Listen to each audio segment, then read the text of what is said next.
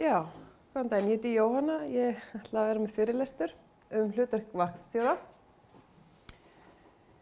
Þú mátt fletta, takk. Herðu, ég ætla að fara aðeins yfir hvað geðhjúkrun hvert hlutverk vaktstjóra og ég ætla einnig að fara yfir skráningu hjúkrunar og skoða aðeins geðskoðun.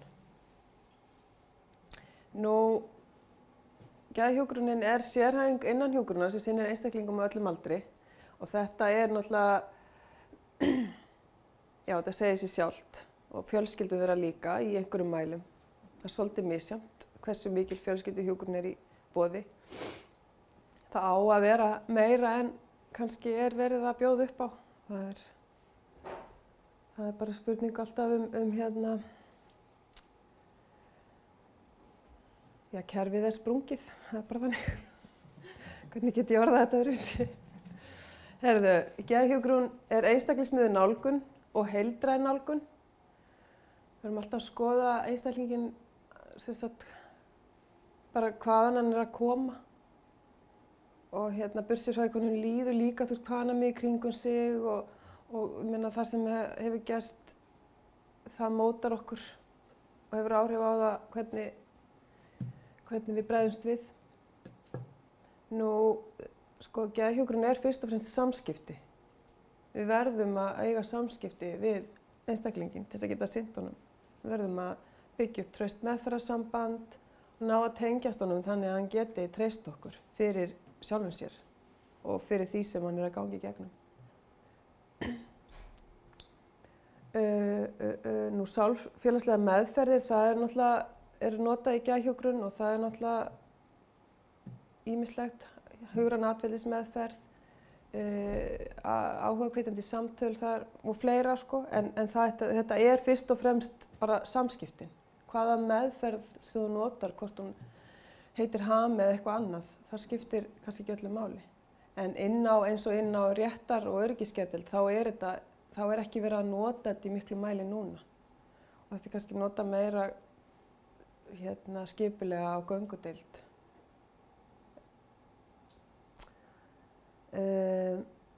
Lyfjameðferð hluta geðhjúkrun og svo það áhættumat. Við verðum alltaf að vera að gera áhættumat, bæði hvort að sjúklingurinn hann hættulegur sjálfum sér eða öðrum. Það skiptir gríðarlega miklu máli.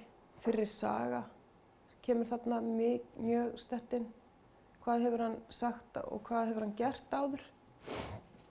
Og svo það geðskoðun sem ég ætla að fara nánar í á eftir. Mér endilega spyrja ef það eitthvað. Vaktstjóri, það hvað gerir hann? Hann ber ábyrgð á verkefnin séu framkvæmd. Hann sá sem stýrir vaktinni og skipuleggur með öðrum sem eru að vinna. Útdeilir verkefnum. Hann hefur yfirumsjón með hjúkrunarmeðferðum og tekur á móti nýjum sjúklingum eða sér að það sé gert. Hann sér að hefja hjúkrunarmeðferðir og uppfæra meðferðaráætlanir eins og Guðmundur kom inn á hann. Bæði þegar hann kemur og svo bara jafnóðum. Það alltaf gert einu sinni í viku eins og þið vitið og svo það bara að gera það eftir þörfum. Það ekki nóg að gera það bara einu sinni í viku, það getur breyst, líðan sjúklings getur breyst bara á stuttum tíma.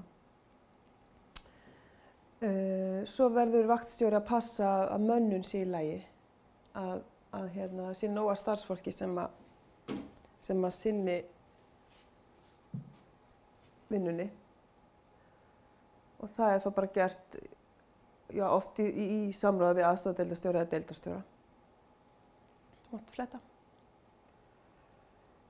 Bæði á öryggis- og réttargeðdeild þá verður vaktstjóri að skipuleggja ferðir sjúklinga því það alltaf stór hluti daglegu starfi, sérstaklega eins og öryggisgeðdeildinni og einnig reyndar á réttargeðdeildinni og það þarf náttúrulega oft að þurfa 2, jafnvel 3 starfsmenn að fylgja sjúklingnum þannig að það þarf að skipuleggja það mjög vel því að það verður að vera einhver mannskapur eftir á deildinni. Hann vaktstjórinn ber ábyrgð á að framkvæma það sem þarf að gera, blóðprufur, mæla blóðþrýsting, gefa lyf og ýmislegt fleira. Og svo það skráningin sem skiptir miklu máli sem ég ætla aðeins að ræða betur eftir. Vaktstjórinn ber ábyrgð á öryggi sjúklinga og starfsfólks. Og þetta sko, þarna erum við að tala um mönnunarþáttinn. Það verður að vera næg mönnun til þess að hægt sé að gera það sem þarf að gera og passa upp á öryggi allra, bæði starfsfólks og sjúklinga. Svo þarf náttúrulega að gera áhættumat og fylgjast vel með sjúklingunum. Ekki starfsfólkinu, ekki hinga til held ég. En það er svo mikilvægt sko, hvað erum við að gera varðandi öryggi. Sko, þetta náttúrulega alltaf þetta að skoða hvort það sé einhver hætta ofbeldi, gagnvart öðrum eða sjálfum sér. Og svo líka bara þetta að vera til staðar fyrir sjúklingin, að vera sýnilegur. Sko, tala við sjúklingin og vera í samskiptum. Það skapar öryggi. Þetta ekki alltaf spurningu kannski ofbeldi eða sjálfskaða, heldur líka bara það að sjúklingurinn upplifi það að það sé verið að sinnunum, að það sé einhvern til staðar fyrir hann, að honum sé heilsað og hann skynji það að bæði vaktstjóri og aðri starfsmenn séu alveg á hreinu hvað þeir eiga að vera að gera.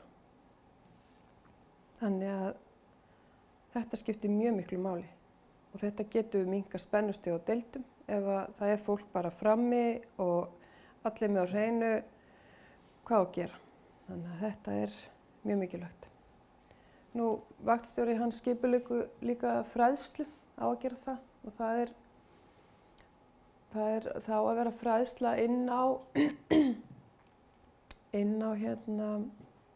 réttargeðdeildin og öryggisgeðdeildin líka held ég. Er það ekki rétt hjá mér? Jú, það bara fer að staða. Já. Þannig að, og svo náttúrulega bara fræðsla til sjúklinga og aðstandenda. Það er eitthvað sem er líka stór partur af hjúkruninni.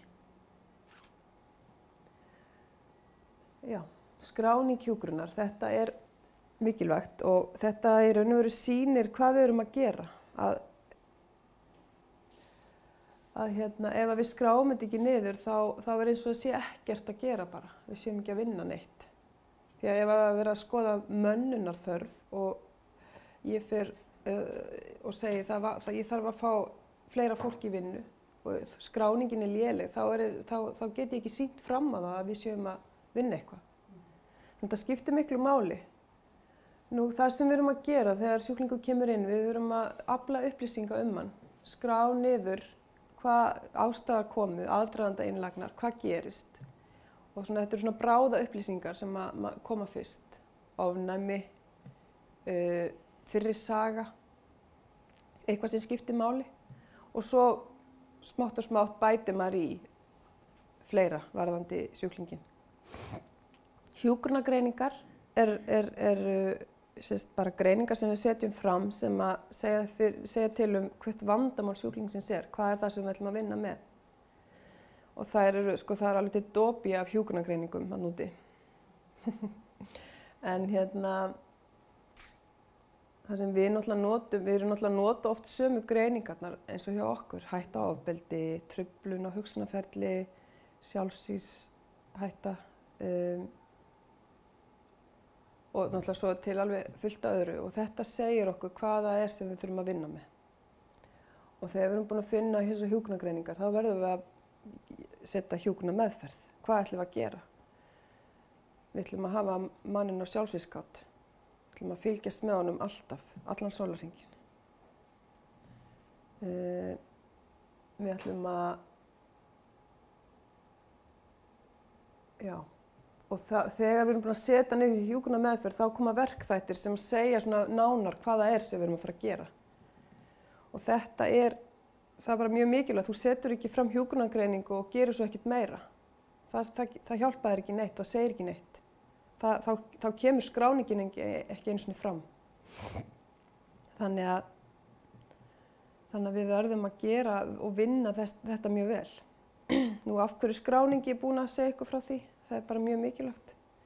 upp á að sýna fram á það sem við erum að gera. Nú á réttargeðdeildinni þá gerum við alltaf samantekt á 6 mánaða fresti fyrir hvert sjúkling. Bara tökum saman bara framvindu hjúkrunar og hvað er það sem er búið að gera og gang meðferðar og hvernig sjúklingunum líður. Og svo eins og öryggisgeðdeildinni þá er þetta gert vikulega og þá er það kannski ekki eins ítarlegt, gerir ég ráð fyrir. Er það því að meiri hreyfing fer á sjúklingum eða? Ég gerir ráð fyrir því að það sé út af því að það er styttri legutími en það getur náttúrulega líka bara verið út af því að þetta er bara eitthvað vinnufyrirkomulag sem hefur myndast á öryggisgeðdeildinni og það er kannski meiri breyting á hópnum viku fyrir viku en eins og á réttargeðdeildinni þá er kannski fólk inni lengur, þá er þetta talið duga. Já, allar vinganir en á réttargeðdeild fer bara eftir dómur. Já, það náttúrulega er annað sko. Ok, svo er það geðskoðun, ég ætla aðeins að fara í það er hluti af sko stór hluti af geðhjúkrun að skoða hvernig einstaklingurinn hefur það og hvernig hann líður og hvað við erum að sjá. Og þegar við erum að gera áhættumat og þá erum við erum ekki, þetta er náttúrulega samtvinnað, geðskoðun, áhættumat og þetta gerist allt í samskiptum við sjúklinginn, hvort sem við erum að tala við hann eða horfa á hann. Nú, það sem við þurfum að skoða í geðskoðun, það er geðslagið. Hvernig verðist sjúklingnum líða? Er hann örlyndur, jafnlyndur, er hann þunglyndur? Hvernig kemur hann okkur fyrir sjónir og hvað er hann að segja? Og þetta er oft talað sko affekt, það er kannski notað tölvist í daglegu tali, það er sam- og geðslag. Hann er með lækkaðan affekt. Þá er hann náttúrulega kannski dapur að sjá. Áttun og minni, það er mikilvægt. Þá er verið að skoða hvort að sjúklingurinn sé áttaður á stað og stund og eigin persónu. Ranghugmyndir, þetta er einkenni sem kemur oft fram í geðrofi eða psykósu og það er nú búið að flokka ranghugmyndir niður bara eftir hvernig það birtast. Það talað skírskotunar ranghugmyndir, þá er verið að þá upplifir einstaklingurinn eins og það sé að verið að skírskota til hans, kannski úr fjölmiðlum eða í gegnum kannski fréttatíman eða blöðin þess vegna. Það sé verið að tala beint til hans eða einhver frétt snúist hann. Þetta eru náttúrulega skynjanir, ranghugmyndir, þetta eru náttúrulega hugmyndir sem eiga ekki við rök að styðjast. Nú svo er náttúrulega aðsókna ranghugmyndir sem við sjáum mjög oft, svona paranoid, að einhver vilji þér eitthvað illt, einhver sjá eftir þér. Oft er CIA að reyna að ná þér eða einhverja geimverur sem og svo er náttúrulega til fleiri týpur af ranghugmyndum eins og sektarranghugmyndir, það sér maður oft í þunglyndi. Stórmennsku ranghugmyndir, þá ertu með gegnur mikilvægu hlutverki. Þú ertu komin til þess að annaðhvort að bjarga heiminum eða gera eitthvað mjög mikilvægt, græða mikla peninga. Þetta sér maður oft í maníu, svona psykotískri maníu. Hvað fleira get ég sagt ykkur? Já, sektarranghugmyndirnar, þær eru svona, bara, þú veist, ég er búin að klúðra öllu og þetta náttúrulega er svona ýkt mynd af kannski svona hugmyndir sem fólk fær í þunglyndi. Og hvort sem það er það að það er allt glatað og ég er gjaldþrota þó að það sé kannski ekki einu sinni rétt. Já, eða ég hef gert einhverjum eitthvað, ég er búin að eyðileggja allt í fjölskyldunni og ég er engum til gagns. Þetta verður svona ýktar hugmyndir ofskynjanir. Við erum að skoða það hvort að einstaklingurinn er með einhverja ofskynjanir. Nú það sem er oftast, sem við sjáum oftast, það eru heyrnarofskynjanir. Og það er þá í formi radda eða hljóða, eitthvað sem einstaklingurinn heyrir sem aðrir heyra ekki. Þetta eru náttúrulega bara skynjanir sem að brenglast. Nú, það sem maður kannski eins og þegar fólk er í geðrofi þá heyrir það kannski oftar þriðju persónu raddir, að það er verið að tala eða við einstaklinginn. Svo getur fólk verið með svona annara persónu raddir, það kannski kemur freka fram í psykotísku þunglyndi. Þá er þetta að þú ert nú meiri auminginn og það koma kannski, þetta eru kannski svona, þannig raddir sem að meira svona, getur náttúrulega alveg verið í geðrofi en svona kannski algengar að sé í þunglyndi, psykotísku þunglyndi.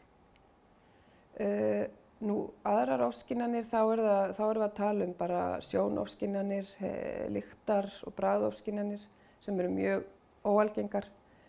Það er náttúrulega í kannski eitrunaráhrifum eða í áfengisfráhvörfum sem fólk sér eitthvað. En snertiofskynjanir, það er líka til, en þetta er mjög sjaldgæft en kemur þó alveg fyrir. Hugsunartruflanir, þá erum við að skoða hvort að truflun sé á hugsun og það náttúrulega, það sjáum við þá horfum við á það hvernig einstaklingur meðtekur það sem við erum að segja, skilur hann það sem við segjum, stoppar hann mikið þegar hann er að tala, nær hann bara ekki upplýsingum og hvernig talar hann. Og þetta er alveg töluvert algengt. Talið, hvernig talar hann, er hann að vaða úr einu í annað, er hann með tregðu í tali? Hvað er hann að segja og hvernig talar hann? Þetta skiptir máli að skoða og skrá. Og svo er það útlitið sem er líka mikilvægt og þá erum við að skoða hvernig er líkamsreisnin, hvernig ber hann sig, hvernig klæðir hann sig, er hann hreinn eða óhreinn. Það skiptir miklu máli. Getur sagt okkur mikið til andlegt ástand einstaklingsins. Er einhverju kækir eða einhverju skrýtnar hreyfingar. Þannig að þetta skiptir máli að skoða. En þetta er svona það sem við skoðum í geðskoðun. Og þarna náttúrulega kemur inn líka, þegar við erum í samskiptum við sjúklinga og erum að gera geðskoðun og þá erum við að líka gera áhættumat. Þetta er náttúrulega fer inn í hvert annað. Þetta er kannski ekki eitthvað sem nú ætlum ég að gera áhættumat og svo kem ég seinna að gera geðskoðun. Þetta er bara gott að skoða það sem við erum að gera. Áhættumati, þá erum við líka að skoða, hvernig ber hann sig? Er hann ógnandi? Hvað er hann að segja? Þannig að þetta skiptir máli. Vil ég bæta einhverju við? Er ég að gleyma einhverju?